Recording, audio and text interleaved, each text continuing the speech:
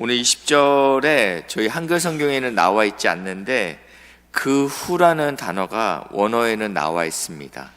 그러니까 앞에 있는 사건과 연결되는 본문이다라는 것입니다. 앞에 있는 사건은 어떠한 사건이냐면요, 예수님께서 예루살렘으로 가실 때 일어난 사건인데요, 사마리아를 지나가고 있었습니다. 사마리아를 지나가고 있었는데 그때 10명의 나병 환자가 예수님께 치료를 받게 됩니다. 이들이 소리쳐 외치는데 선생님이여 우리를 불쌍히 여기소서 하니까 이 10명을 치료하시죠. 그랬는데 그 중에 한 사람, 그것도 이방인이었던 이 사마리아 사람이 예수님께 찾아오죠. 예수님한테 나의 깨끗함을 보이자 예수님께서 무엇이라 말씀하시냐면 10사람이 다 깨끗함을 받지 아니하였느냐? 그 9은 어디 있느냐? 그러면서 이 이방인이었던 이 사마리아인을 치료했을 뿐만 아니라 이제는 너가 구원받았다라는 말씀을 선포하셨습니다. 그리고 나서 그 후에라고 이제 시작하는 것입니다. 20절에 보니까 바리새인들이 등장합니다. 이들이 지금 하나님의 나라가 어느 때입니까? 라고 이야기합니다. 이제 여기에 대해서는 이제 어느 정도 다 이해가 있으실 거라고 생각됩니다. 바리새인들이 지금 묻고 있는 하나님의 나라는 우리의 이 이스라엘이 언제 로마로부터 독립할 것인가를 묻고 있다라는 것입니다. 정치적인 메시아 그리고 힘의 메시아를 구했기 때문입니다. 우리가 하나님의 나라를 사모합니다. 근데 그게 언제입니까? 라고 물으니까 예수님께서 21절 여기 있다 저기 있다 고도 못하리니 하나님의 나라가 볼 수 있게 임하는 것이 아니고 너희 안에 있느니라 라고 표현하고 있습니다. 지금 이 이야기는 바리새인들에게 하고 있습니다.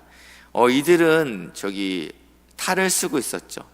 말로는 하나님의 말씀을 전하고 있었지만 그들 중심은 전혀 그렇지 못한 사람들이 바리새인들이었습니다. 근데 예수님께서 하나님의 나라가 너희 안에 있다라고 표현하고 있습니다. 여기서 오해할 수 있는데 여기서 말하는 이 안은 너희의 내면 안에 있다라는 이야기가 아닙니다. 왜냐하면 이들은 바리새인이기 때문입니다. 이 말씀은 지금 바리새인들이 예수님을 삥 둘러섰습니다. 그래서 하나님의 때가 언제입니까? 그렇게 묻고 있을 때 예수님께서 삥 둘러서 있는 바리새인 사이에서 그 가운데서 무엇이라 말씀하시냐면 너희 가운데 있다라는 것입니다. 누구를 말씀하고 있냐면 예수님 자신을 이야기하고 있다라는 것입니다. 여기서 말하는 너희 가운데 있다라고 해석하시는 게 훨씬 더 정확한 해석입니다. 그러니까 하나님의 나라를 너희가 찾고 있는데 지금 보고 있지 않냐? 10명의 문둥병 환자들이 고침받은 거 방금 너희가 보지 않았냐? 하나님의 나라가 지금 여기 임했다라는 이야기라는 것입니다. 하나님의 나라는 어디서 찾는 것이 아니고 지금 여기 있다. 예수가 있는 곳, 그곳이 하나님의 나라다라고 말씀하고 있습니다. 그리고 나서 이제 22절인데요. 이번에는 제자들에게 이르십니다. 제자들에게 말씀하시는데 너희가 인자의 날을 하루를 보고자 하되 보지 못하리라. 이것은 마지막 그 종말, 최종 종말을 이야기합니다. 그러니까 예수님의 재림을 의미하고 있죠. 그런데 이 제자들이 이 종말을 보지 못할 것이다. 예수님의 재림의 그때를 보지 못하리라. 근데 그때 어떠한 일이 있냐면 사람들이 우리를 유혹한다라는 것입니다. 보라, 저기 있다. 보라, 여기 있다. 여기에 하나님 나라가 있다. 여기에 특별한 것이 있어. 남들이 모르는 신비로운 곳이 여기 있어. 이것이 이단이 취하는 방법이죠. 이단이 취하는 방법입니다. 신비로운 것이 여기 있다 라고 이야기합니다. 그렇지만 이 마지막 때 24절에 이렇게 말씀하고 있습니다. 번개가 하늘 아래 이쪽에서 번쩍이어 하늘 저쪽에서 비친 같이.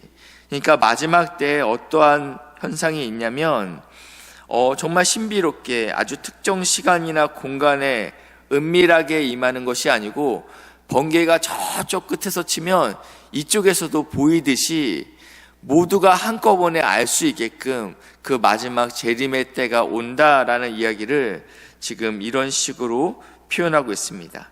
그러나 먼저 그 일이 있기 전에 먼저 많은 고난을 받으며 이 세대에게 버림받아야 할지라. 예수 그리스도께서 그러하셨듯이 우리가 이 땅에서 예수를 따르는 우리도 이 땅에서 많은 고난을 받고 또 세대에 버림받는 현상이 있을 것이라는 것입니다. 예수를 믿는 자는 당연히 핍박이 따른다라고 예수님께서는 말씀하셨습니다. 26절, 그리고 이 마지막 때, 이 종말의 때, 그리고 예수님의 재림의 때 어떠한 일이 어떠하냐면 노아의 때와 비슷하다라고 이야기하면서 26절 쓰고 있어요. 노아의 때에 된 것 같이 인자의 때에도 그러하리라. 어떻게 되냐면 노아가 방주에 들어가던 날까지, 이 방주를 짓기까지 굉장히 오랜 시간을 쏟았죠. 그런데 이 사람들은요, 먹고 마시고 장가들고 시집가더니 홍수가 나서 이들을 다 멸망시켰으며, 또 한 가지 예를 씁니다. 28절입니다. 롯의 때와 같으니 사람들이 먹고 마시고 사고 팔고 심고 집을 짓더니. 이 본문을 읽을 때 오해하시면 안 되는 게 무엇이냐면, 이 본문을 읽고 먹고 마시고 장가들고 시집가는 것, 사고 팔고 심고 집을 짓는 것은 굉장히 악한 일이다라는 오해를 하시면 안 된다라는 것입니다. 먹는 것은 우리가 새끼를 먹어야죠. 결혼하는 것도 해야죠. 여기서 말하는 핵심은 무엇이냐면, 만약에 이들이 곧 홍수가 올 거라는 걸 알았다라면 여기에 집중하지 않았다라는 거죠. 그러니까 어떠한 징조가 명확하게, 야, 앞으로 5시간 있으면 예수님 재림하셔, 이러한 뚜렷한 징조는 사실 없다라는 것입니다. 이 사람들은 그냥 일상을 살아나갔던 것입니다. 그런데 갑작스럽게 주님이 찾아오셨던 것이죠. 주인이 청지기에게 자신의 모든 것을 가산을 맡기고 떠나게 됩니다. 그런데 그 주인이 언제 올지 모른다라는 것이죠. 그래서 종이 2경이나 3경 때 주인이 올 때까지 깨어 기다리고 있었죠. 그럴 때 주인이 종에게 착하고 충성된 종이라고 했다라는 것입니다. 예수님은 언제 오실지 우리는 아무도 모릅니다. 그렇기 때문에 우리가 일상을 다 포기하고 교회 생활만 하겠다라는 것도 문제이고, 우리가 일상을 살아낼 때 하나님이 나와 함께 있다, 하나님이 나의 삶의 주인이다라는 인지를 가지고 살아내는 것이 중요하다라는 것입니다. 인자에 나타나는 날이 마치 이러할 것이다. 아무런 예고 없이 평범한 일상 가운데 갑작스럽게 찾아올 것이다 라고 말씀하고 있습니다. 그리고 만약 그날이 됐을 때 우리가 어떻게 반응해야 되는지 31절부터 나와 있는데, 지붕에 올라간 사람은 세간을 가지고 가기 위해서 그것을 챙기려 하지 말아야 된다라고 이야기하고 있습니다.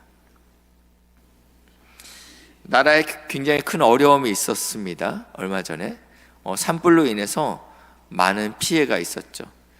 제가 안동에 친구가 담임하고 있는데 전화하니까 권사님 그 축사가 다 불에 타서 그 아들이 그 축사에서 뭐를 좀 빼오려고 하다가 화상을 크게 입었다라는 이야기를 하더라고요. 머뭇거리지 말아야 된다라는 것입니다. 지금 목숨이 더 중요하죠. 그런데 그것을 세간을 가지러 내려가지 말아야 된다라고 무섭게 말씀하고 있습니다. 밭에 있는 자도 뒤로 돌이켜 보지 말아라 라고 표현하고 있습니다. 그러면서 룻의 처를 이야기합니다. 이 소돔과 고모라가 멸망할 때 다들 도망가고 있는데 이 룻의 가족들이요, 이 룻의 처가 뒤돌아봄으로 소금기둥이 되는 그 경고를 하고 있다라는 것입니다. 우리가 예수를 따르기로 결정했다면 우리는 뒤돌아보지 말아야 된다라고 말씀하고 있습니다.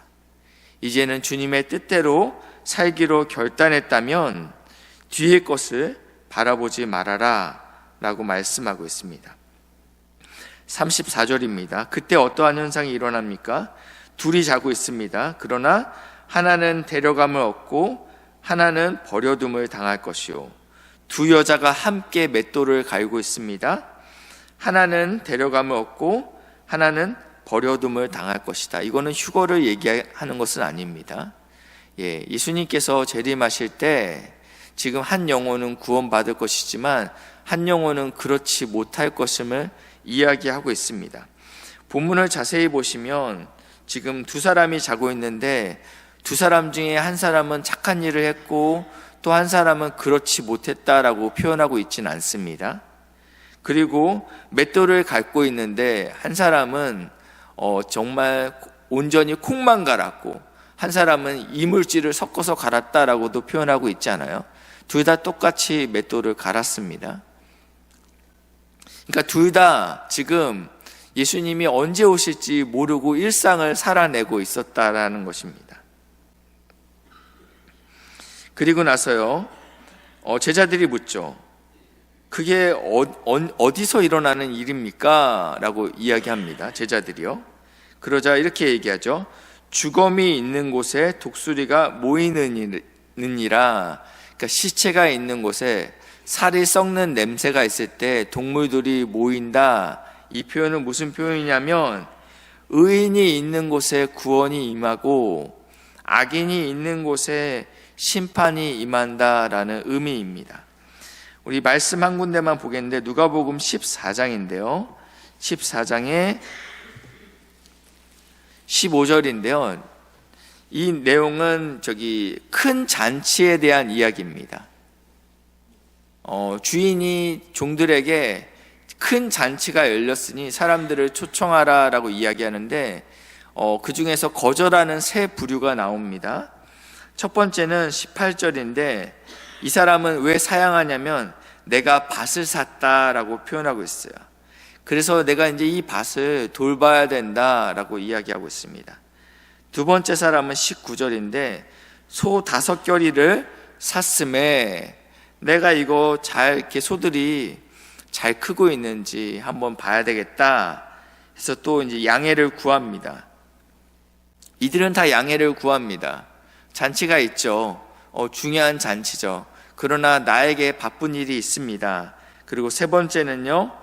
나는 장가를 들었으므로 그러므로 가지 못하겠노라 하는지라. 지금 하나님 나라에 이러한 사람들은 초청받을 수 없다. 그러니까 하나님 나라에 들어갈 자격이 없다라고 분명히 말씀하고 있습니다. 우리는 마지막 때를 살고 있습니다. 우리 성도의 태도는 어떠해야 됩니까? 일상이 귀합니다. 그러나 일상에 매몰돼서는 안 된다라는 것입니다. 우리는 일상을 살아내야 됩니다. 왜냐하면 주님이 언제 오실지 모르기 때문에 사고 팔고 집을 짓고 헐고 결혼하는 일에 열심을 다해야 됩니다. 그러나 이 일에 매몰되지 말라고 주님께서는 경고하고 있습니다. 무엇이 진정 가치 있는 것인지, 무엇이 진정 영원한 것인지 너희는 알라라고 말씀하고 있습니다. 그래서 일상을 주님의 임재 가운데 여기 있다 저기 있다 하지 말고 내 안에 하나님의 나라가 임하는 복된 은혜가 있으시길 주님의 이름으로 축복합니다. 기도하시겠습니다. 좋으신 하나님 감사합니다.